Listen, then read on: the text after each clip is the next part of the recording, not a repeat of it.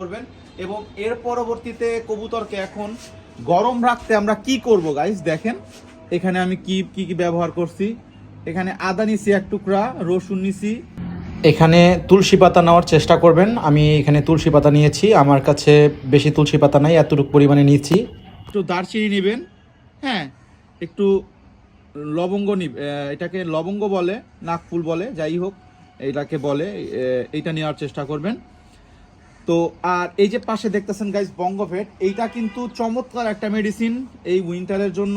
এইটার মধ্যে অনেক উপাদান দেওয়া আছে ভেষজ, এবং এইটা আপনি রেগুলার বেসিসেও টুকটাক ইউজ করতে পারবেন যখন আপনার প্রয়োজন মনে হবে।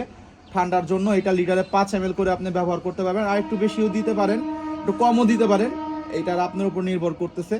তো এইটা এখন আমি দিচ্ছি না, আমি এখন দিচ্ছি হলো এই যে এই পানিটা, এইটা আমি সেচে আমার আমার 4-5 লিটার পানি লাগে, এতটুকু পরিমাণে আমার 4-5 লিটার পানিতে হয়ে যাবে।